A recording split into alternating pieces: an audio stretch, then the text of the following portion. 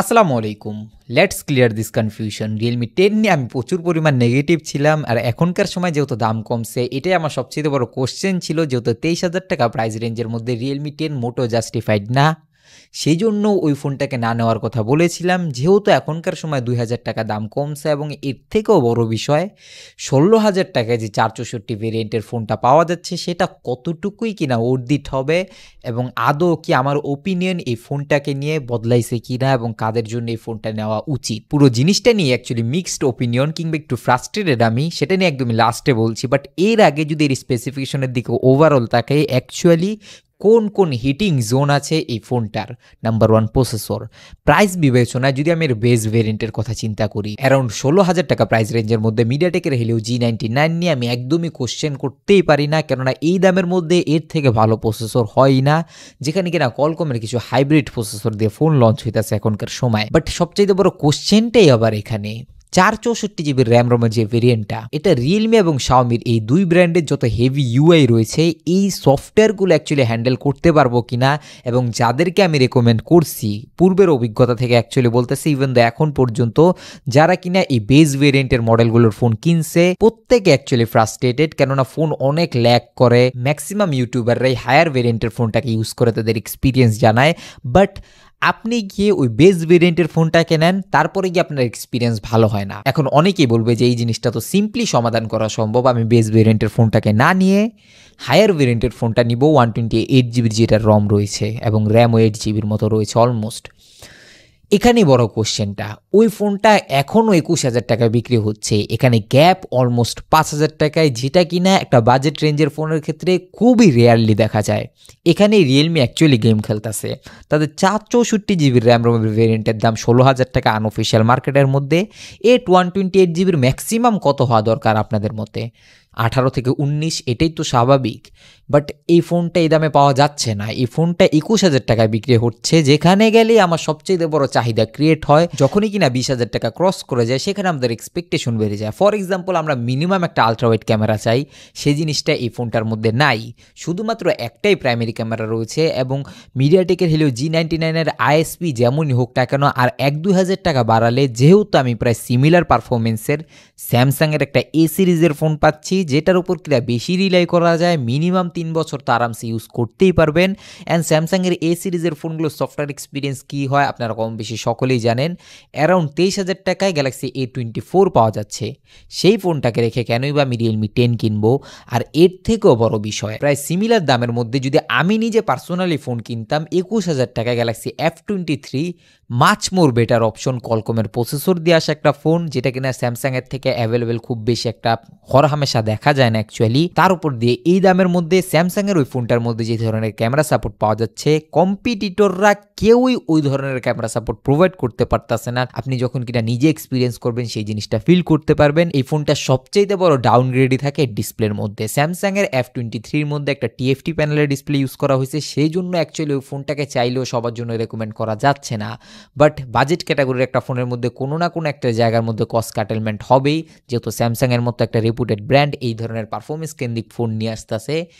কিন্তু ওই ডিসপ্লের বিষয়টা যদি আপনি কনসিডার করে নিতে পারেন, স্যামসাংয়ের F23-র মতো এক্সপিরিয়েন্স কোনো ফোন এই বাজেটের মধ্যে আপনাকে দিতে পারবে না। এটা ক্যামেরা হোক না কেন, পারফরমেন্স ক্যাটাগরি হোক না কেন, ওভারঅল লম্বা সময় পর্যন্ত যারা কিনা ফোনকে ইউজ করতে চায়, বাজেট ক্যাটাগরির ক্ষেত্রে অনেকেরই চাহিদা এরকম থাকে। ইভেন যারা কিনা স্টুডেন্ট রয়েছে, তাদের জন্য তো one and only deal value for মানির দিক দিয়ে। এখন এটা তো গেল অ্যাকচুয়ালি এর হায়ার ভেরিয়েন্টের কনফিউশন নিয়ে। তারপরেও যদি আপনারা রিয়েলমির ফোন নিতে চান, আমি বলবো রিয়েলমি 9 SE নেওয়ার জন্য 2,000 টাকা বাড়িয়ে ওটা অ্যাটলিস্ট এই রিয়েলমি 10 থেকে much more better option any day. ওটার ডিসপ্লেও যথেষ্ট ভালো রয়েছে, অ্যামোলেড প্যানেলের না হলেও অনেক হাই রিফ্রেশ রেট রয়েছে, প্লাস IPS LCD প্যানেলের ডিসপ্লেটাও যথেষ্ট ভালো। কলকম স্ন্যাপড্রাগনের 778G রয়েছে, যা কিনা এই বাজেট ক্যাটাগরির মধ্যে খুব বেশি একটা দেখাই যায় না। অলমোস্ট প্রায় 30,000 টাকার প্রাইস রেঞ্জের ফোনের মধ্যে এই প্রসেসরটা দেখা যায়, সেই জিনিসটা রিয়েলমি প্রোভাইড করতেছে 23-24,000 টাকা এই প্রাইস রেঞ্জের মধ্যে। ওটা বেশি অর্দিত মনে হয় এই রাদার দেন রিয়েলমি 10 থেকে। রিয়েলমি 10 অ্যাকচুয়ালি ক্যামেরার পয়েন্ট অফ ভিউ থেকে আমাকে ডিসঅ্যাপয়েন্টেড করতেছে। আরো কয়েক বছর আগে রিয়েলমি 8 প্রায় সিমিলার দামে কিংবা এর থেকেও কম দামের মধ্যে যে ধরনের ফোন অফার করতেছিল রিয়েলমি, একটা সুপার হিট ফোন ছিল। ইভেন এখন পর্যন্ত অনেক ইউজ করতেছে আমার নিজের পরিচিত মানুষদের মধ্যেও, তারা অনেক বেশি পরিমাণে স্যাটিসফাইড, ইভেন তারা আপগ্রেডও হইতেছে না নতুন ফোনের মধ্যে।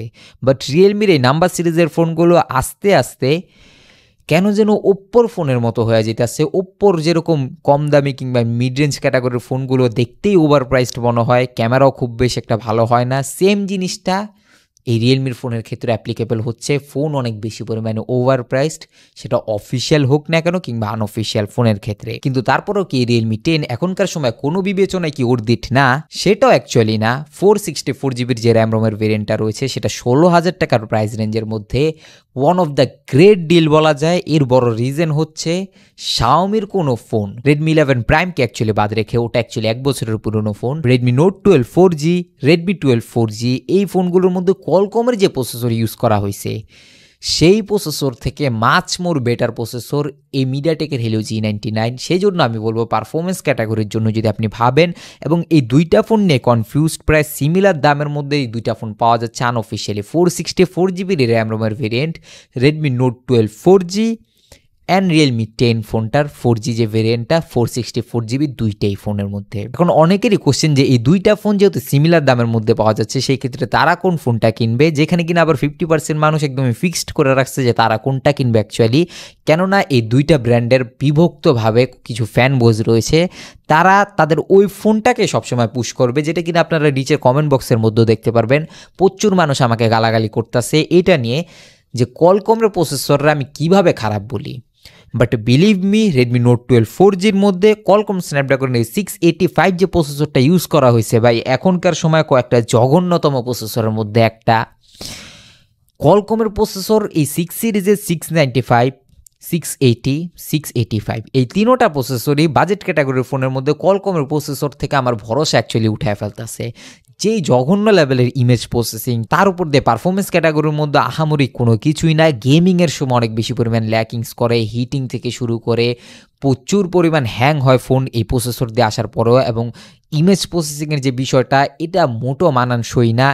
কোয়ালকমের ইমেজ প্রসেসিং টেকনোলজির কথা মাথায় রাখলে পূর্বে আমরা যেরকম দেখছি অ্যাকচুয়ালি, এর আগেও কোয়ালকমের 6 সিরিজের প্রসেসরগুলো যথেষ্ট ভালো পারফরমেন্স প্রোভাইড করছে। ইভেন দি ইমেজ প্রসেসিংয়ের দিক দিয়েও 4K রেকর্ডিংয়ের সাপোর্ট থাকতো। কোয়ালকম স্ন্যাপড্রাগনের 665 এই ধরনের একটা দুর্বল প্রসেসরের মধ্যেও ছিল, বাট এই প্রসেসরগুলোর মধ্যে 4K রেকর্ডিংয়ের কোনো সাপোর্টও নেই, 4K স্ট্রিমও করণ যায় না, অনেক সময় এরকম হয়। আমার অ্যাকচুয়ালি স্ট্রেট ফরওয়ার্ড কথা, যদি আপনারা এই দুইটা ফোনের মধ্যে কনফিউজড থাকেন রিয়েলমি 10 এবং রেডমি নোট 12 4Gর মধ্যে, সেখানে আমি বলবো যদি আপনি অনেক বেশি পরিমাণ মাল্টিমিডিয়া কনজিউম করে থাকেন, যদি ডিসপ্লে ভালো প্রয়োজন হয়, সেই ক্ষেত্রে বলবো রেডমি নোট 12 নেওয়ার জন্য। রেডমি নোট 12 4Gর মধ্যে যে ডিসপ্লেটা ইউজ করা হয়েছে, এটা অ্যাটলিস্ট রিয়েলমির ফোন থেকে ভালো ডিসপ্লে প্রোভাইড করতেছে। বাট রিয়েলমির ডিসপ্লেও যে একদমই খারাপ এটা বলা যায় না। 90 Hz রিফ্রেশ রেট রয়েছে যদিও বা, কিন্তু ওটো অ্যামুলেট প্যানেল ডিসপ্লে, দুইটার যে কোনো একটা নিলে আপনি ঠকবেন যে ব্যাপারটা এরকম না। কিন্তু পারফরমেন্স ক্যাটাগরির মধ্যে একটু হলেও এই তফাৎটা, মাইনর ডিফারেন্সটা আপনি ফিল করতে পারবেন চালাতে নিলেও। মিডিয়াটেকের Helio G99 একটু হলেও এগিয়ে থাকে কোয়ালকম স্ন্যাপড্রাগনের 685 থেকে। বাকি ক্যামেরা টু APS সাপোর্ট থেকে শুরু করে জি ক্যামের কম্প্যাটিবিলিটি, এগুলো আলাদা ইস্যু। কোয়ালকমের প্রসেসরের উপর একটু বেশি রিলাই করা যায়, যদিও বা এখনকার সময় মিডিয়াটেকের প্রসেসরও যথেষ্ট বেশি প্রমিজিং মনে হচ্ছে। বাদ বাকি আপনাদের ডিসিশন থাকবে অ্যাকচুয়ালি আপনারা কোনটাকে পারচেস করবেন। যদি আমি পারচেস করতাম, আমি 16,000 টাকা বাজেটের মধ্যে রিয়েলমি 10কেই পারচেস করতাম। এই দুইটার মধ্যে যদি যে কোনো এক টাকায় পারচেস করতাম, সেই ক্ষেত্রে এর সবচেয়ে বড় রিজন থাকতো শাওমির ফোনগুলোর বেস ভেরিয়েন্টের ফোনগুলো প্রচুর পরিমাণ ল্যাগ করে, এবং শাওমির যে একটা হেভি অপারেটিং সিস্টেম কিংবা UI বলি না কেন, ইউজার ইন্টারফেস, সেই জিনিসটার জন্য বেস ভেরিয়েন্টের ফোনটা একটু মানানসই না। সেটা পারফরমেন্স ক্যাটাগরির মধ্যে একটু হলো আপনাকে ভোগাবে। এবং কোয়ালকম স্ন্যাপড্রাগনের 685 নিয়ে আর কোনো কথাই বলার প্রয়োজন নাই। মানে কম ন্যানোমিটারের ফেব্রিকেশনে তৈরি হয়েছে দেখে অনেকে মনে করে যে এর পারফরমেন্সও ভালো হইব, বাট আলটিমেটলি সব দিক দিয়ে এই প্রসেসরটা আমাকে ডিসঅ্যাপয়েন্টেড করছে। এই বাজেট ক্যাটাগরির মধ্যে নতুন প্রসেসর হওয়া সত্ত্বেও নতুন কিছুই ফিল হয় না অ্যাকচুয়ালি এই ফোনটাতে। শুরুতে তো বললাম অ্যাকচুয়ালি এই দুইটা ফোন নিয়ে কনফিউশন দূর করার জন্য, বাট এই দুইটা ফোনই অর্ধিট না এই দামের মধ্যে। এর থেকেও আরও 1-2 হাজার টাকা কমের মধ্যে রেডমি 11 প্রাইম ফোনটা পাওয়া যাচ্ছে, যদিও বা 9 মাস আগের ফোন। বাট এখনকার সময় এই যে হায়ার ভেরিয়েন্ট 128 জিবির রমের ভেরিয়েন্টটা পাওয়া যাচ্ছে, অ্যারাউন্ড 14,000 টাকা প্রাইস রেঞ্জের মধ্যে। সেটার মধ্যে মিডিয়াটেকের Helio G99 প্রসেসর রয়েছে, ফুল এইচডি প্লাসের একটা IPS LCD প্যানেল, যদিও একটা নচ রয়েছে, বাট ট্রাস্ট মি ক্যামেরা ক্যাটাগরির মধ্যে ওই দুইটা ফোন থেকে এই ফোনটা একটু হলেও ভালো ক্যামেরা সাপোর্ট প্রোভাইড করবে। এবং পারফরমেন্স ক্যাটাগরির মধ্যে যেহেতু 128GB ROM রয়েছে এবং র্যামটাও বেশি রয়েছে এই দুইটা ফোন থেকে, সেই ক্ষেত্রে ওই ডিসপ্লের বিষয়টা আমি কনসিডার করে নিতাম। এখানে কিন্তু অ্যাকচুয়ালি অ্যামোলেড প্যানেল ডিসপ্লে নাই, যেখানে কিনা ওই দুইটা ফোনের মধ্যে রয়েছে, কিন্তু এই অ্যামোলেড প্যানেল ডিসপ্লে থেকেও যে জিনিসটা আমার সবচেয়ে বেশি ইম্পর্টেন্ট সেটাই হলো পারফরমেন্স, অ্যান্ড ওই জিনিসটাই Redmi 11 Prime ফোনটা এখনকার সময় প্রোভাইড করতেছে, যে দামের মধ্যে অ্যাকচুয়ালি পাওয়া যাচ্ছে সবচেয়ে বেশি ওর্থ ফোন মনে হয় বাজেট ক্যাটাগরির মধ্যে। বাদবাকি অ্যাকচুয়ালি আপনাদের কি মতামত এই তিনটা ফোনের মধ্যে Realme 10, Redmi Note 12 4G এবং Realme 11 Prime ফোনটা, এই তিনটার মধ্যে কোন ফোনটা অ্যাকচুয়ালি ওর্থ ফোন এই বাজেট বিবেচনায় এখনকার সময় যেই ধরনের পারফরমেন্স আমরা একটা ফোন থেকে এক্সপেক্ট করি অ্যাকচুয়ালি? নিচে সাবস্ক্রাইব বাটন যদি সাদা থাকে অ্যাজ এ রিকোয়েস্ট এক ক্লিকে কালো করে বেল আইকনটা অল করে দিন। I'll catch you guys in the next video. আল্লাহ হাফেজ।